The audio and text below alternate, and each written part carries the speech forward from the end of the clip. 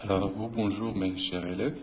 Donc, un autre exercice que je voudrais bien donc corriger avec vous aujourd'hui, c'est donc l'exercice suivant, c'est une intégration. Alors, on voudrait donc calculer l'intégrale, par exemple entre 0 et plus l'infini. Si vous voulez, vous pouvez changer donc les bornes.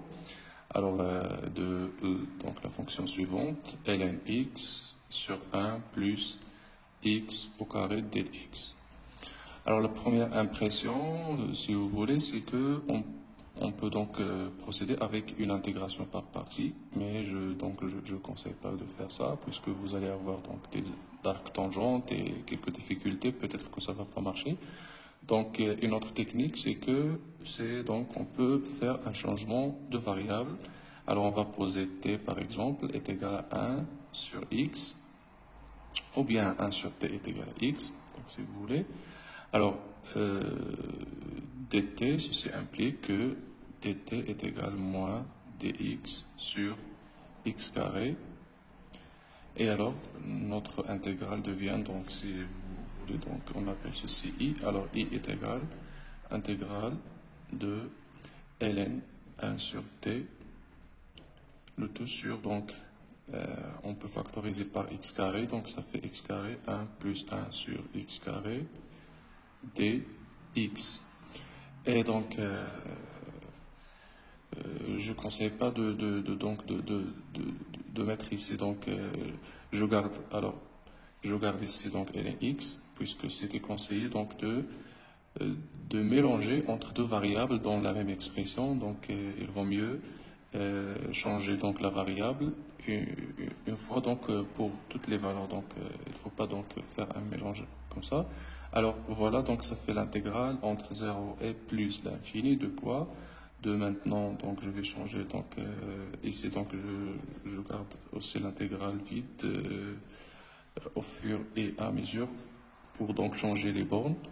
Alors donc ça devient ln 1 sur t. Ici donc ça devient 1 sur x carré, donc c'est t.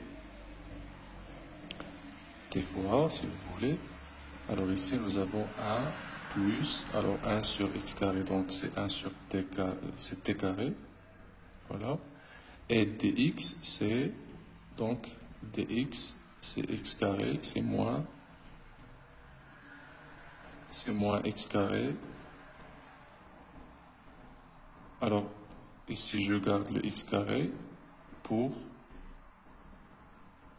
simplifier par x carré, c'est mieux.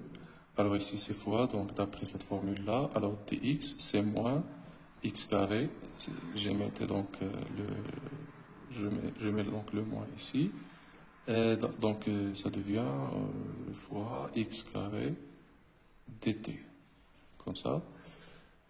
Alors je simplifie par x carré, alors ça donne quoi? Alors déjà, ici donc, lorsque x est égal à 0, ou bien tend vers 0, puisque ici il n'est pas donc, la fonction n'est pas définie en 0, donc c'est une intégrale impropre, donc généralisée.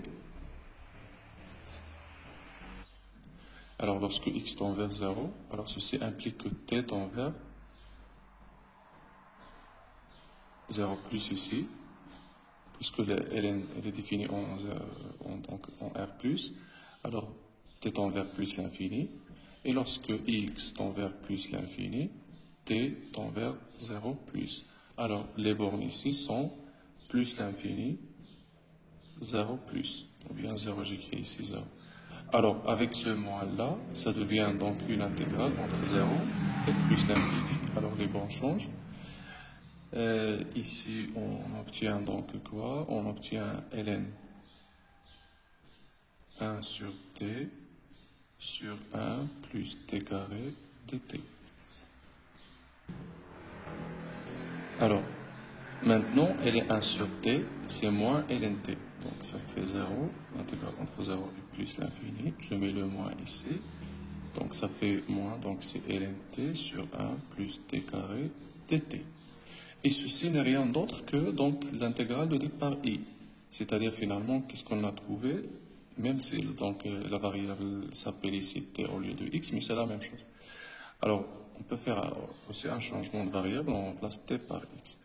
Alors, ici, nous avons, donc on a trouvé que i est égal moins i.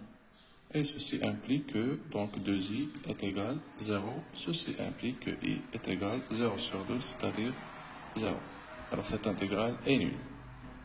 Alors je rappelle que vous pouvez donc changer les bornes et vous pouvez mettre donc